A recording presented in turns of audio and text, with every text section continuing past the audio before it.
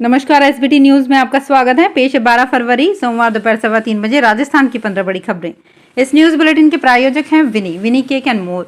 तो सबसे पहले एक नजर डालते हैं आज की हेडलाइंस पर।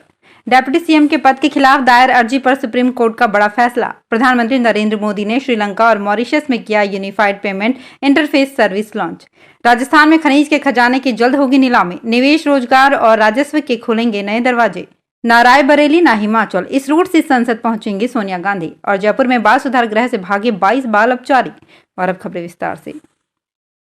उप मुख्यमंत्री के पद को असंवैधानिक बताते हुए उसे खारिज करने की मांग वाली याचिका पर सुप्रीम कोर्ट ने अहम फैसला दिया है। नई दिल्ली में चीफ जस्टिस डीवाई चंद्रचूड़ की अध्यक्षता वाली बेंच ने कहा कि ये पद संविधान में तो नहीं है, लेकिन इससे किसी नियम का उल्लंघन भी नहीं होता है। इस तरह अदालत ने उस जनहित याचिका को खारिज कर दिया है जिसमें डेप्यूटी सीएम के पद को खत्म करने की मांग की गई थी। अदालत ने कहा कि भले ही डेप्यूटी सीएम के पद का जिक्र संविधान में नहीं मिलता है, लेकिन इस पद पर सत्ताधारी दल या फिर गठबंधन की किसी पार्टी के नेता को नियुक्त करना अवैध भी नहीं है। इससे संविधान के किसी प्रावधान की अवहेलना नहीं होती।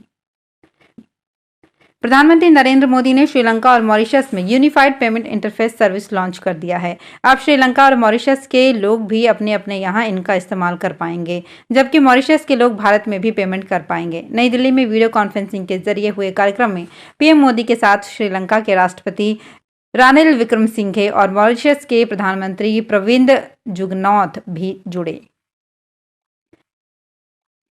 राजस्थान के करौली में मिले खनिज के अकूत भंडार की नीलामी की तैयारी हो गई है। खनिज विभाग नई माइनिंग ब्लॉकों की कंपोजिट लाइसेंस के लिए नीलामी की तैयारी कर रहा है। इससे प्रदेश में स्टील और सीमेंट उद्योग सहित अन्य उद्योगों के विकास को पंख लगेंगे। इससे करौली में निवेश, रोजगार और राजस्व के नए अवसर खुलेंगे। राजस्थान में बीते दिनों आयरन और खनिज का बड़ा खजाना मिला था। सूबे के करौली जिले में आयरन और के अकूत भंडार मिले थे। राजस्थान में प्राकृतिक खनिजों का बड़ा खजाना है। बीते कुछ वर्षों में इनकी खोजबीन और तेज हुई है। कांग्रेस 27 फरवरी को होने वाले राज्यसभा चुनाव के लिए 10 सीटों की घोषणा करने की तैयारी कर रही है। अंदरूनी सूत्रों के मुताबिक कांग्रेस संसदीय दल के अध्यक्ष सोनिया गांधी हिमाचल प्रदेश से राज्यसभा का रास्ता अपनाने पर विचार कर रही हैं। दावेदार अन्य नेताओं में कांग्रेस कोषाध्यक्ष अजय माकन, महासचिव भंवर जितेंद्र सिंह और वरिष्ठ अधिवक्ता अभिषेक मनु सिंह भी शामिल हैं।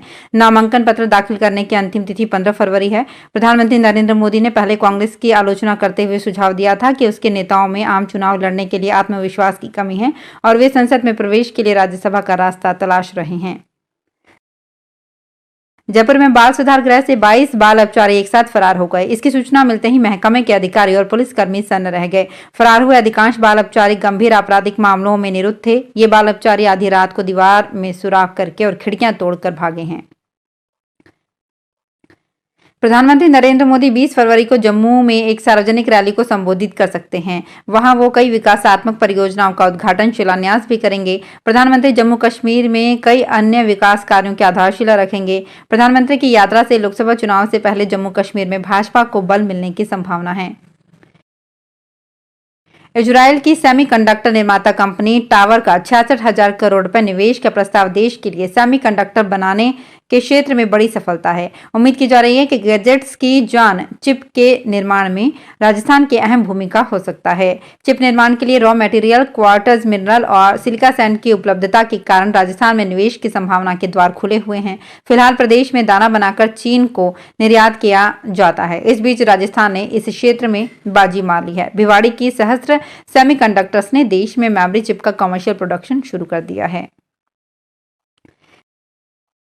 राजस्थान के कोटा में राजस्थान एसोसिएशन ऑफ स्पाइसेस ने 2 दिवसीय रीजनल बिजनेस मीट आयोजित किया। इस मीटिंग में मसाला उद्योग से जुड़े व्यापारी, किसान और अन्य लोगों ने मसाले की गुणवत्ता के साथ रोजगार दिए जाने और राजस्व अर्जित करने सहित कई विषयों पर मंथन किया। उद्यमियों ने सरकार के सामने अपनी बात रखी और व्यापार के विस्तार की नई संभावनाओं पर चर्चा की।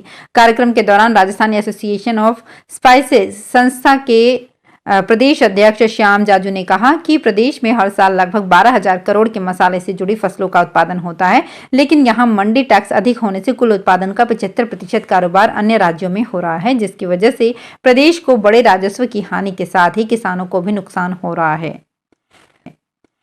कोटा जिला कलेक्टर डॉक्टर रविंद्र गोस्वामी ने सोमवार सुबह एमबीएस अस्पताल का औचक निरीक्षण किया। इस दौरान करीब 17 मंत्रालय कर्मचारी अनुपस्थित पाए गए। वहीं साफ सफाई सहित अन्य व्यवस्थाओं को लेकर जिला कलेक्टर ने नाराजगी जताई और फटकार लगाते हुए कहा कि सभी व्यवस्थाएं दुरुस्त होनी चाहिए।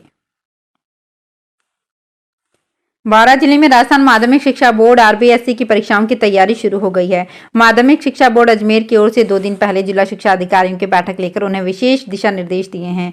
बोर्ड परीक्षा में नकल रोकने के अलावा पूर्व में विभिन्न प्रतियोगी परीक्षाओं में हुई पेपर लीक की घटनाओं की पुनरावृत्ति नहीं हो, इसे लेकर विशेष फोकस रहेगा। इसके तहत फ्लाइंग के साथ फोटो वीडियोग्राफी कराई जाएगी। संवेदनशील परीक्षा केंद्रों पर सीसीटीवी कैमरों की निगरानी भी रखी जाएगी। अलवर में नगर निगम की ओर से सफाई का नया टेंडर करने की तैयारी की जा रही है। इसके लिए सरकार से आदेश मिल गए हैं। सफाई व्यवस्था को बेहतर बनाने के लिए नई शर्तें तैयार की गई है। यदि इनका पालन हुआ तो काफी व्यवस्था में सुधार आ सकता है। वार्ड से यदि कूड़ा नहीं उठा और शिकायत हुई तो 15,000 रुपए का जुर्माना लगेगा और कई अन्य कठोर नियम भी बनाए गए हैं। पूर्व प्रधानमंत्री चौधरी चरण सिंह को भारत रत्न दिए जाने पर जाट समाज के नेताओं ने सोमवार को अलवर में सर्किट हाउस के समीप स्थित चौधरी चरण सिंह की प्रतिमा पर माल्यार्पण कर चौधरी चरण सिंह अमर रहे के जयकारे लगाए। जाट समाज के लोगों ने कहा कि इससे जाट समाज के साथ देश भर के किसान मजदूर का सम्मान हुआ है। इससे सबसे अधिक किसानों को खुशी है। नागौर जिला कलेक्टर डॉक्टर अमित यादव ने शहर के पुराने अस्पताल का निरीक्षण किया। यहां उन्होंने पुराने अस्पताल में चल रहे निर्माण कार्य की प्रगति की जानकारी ली और अस्पताल परिसर में प्रसव कक्ष, अस्थि विभाग सहित विभिन्न कक्षों के निर्माण कार्य का निरीक्षण कर सार्वजनिक निर्माण विभाग के अधिकारियों को आवश्यक दिशा निर्देश दिए। राजस्थान प्रदेश जलदाय कर्मचारी महासंघ की ओर से लंबे समय से की जा रही मांग को स्वीकार करते हुए राज्य सरकार की ओर से वर्क चार्ज कर्मचारियों को नियमित सेवा परिधि में लाकर पदोन्नतियां देने का निर्णय लिए जाने पर राजस्थान के मुख्यमंत्री भजनलाल शर्मा का आभार जताया गया है। जैसलमेर में महासंघ के जिलाध्यक्ष आजाद व्यास ने बताया कि वित्त विभाग के संयुक्त शासन सचिव जय सिंह ने आदेश जारी किए हैं, जिसके अनुसार जैसलमेर जलदाय विभाग के सभी वर्क चार्ज कर्मचारियों को 9, 18, 27 वर्षीय सेवा में एक मुश्त 3 पदोन्नतियां दी जाएंगी। जयपुर में प्रदूषण कम करने और सुगम परिवहन सेवा शुरू करने के उद्देश्य से राजधानी में ई रिक्शा की शुरुआत की गई थी, लेकिन शहर की लाइफलाइन बनने के बजाय ई रिक्शा जाम का कारण बन गए हैं। परिवहन विभाग और पुलिस ने ई रिक्शा के संचालन की मॉनिटरिंग नहीं की। जब भी ई रिक्शा को लेकर बैठकों का दौर चला तो पॉलिसी जरूर बनी, लेकिन कागजों में ही दबकर रह गई। वर्तमान में जयपुर में करीब 29,000 ई रिक्शा संचालित हो रहे हैं। बिना नियम कायदे इनका संचालन हो रहा है। परकोटा क्षेत्र में हाल और भी खराब है। परकोटे में करीब 15,000 ई रिक्शा चल रहे हैं। तो फिलहाल इस बुलेटिन में इतना ही। फिर हाजिर होंगे कुछ और बड़ी खबरों के साथ।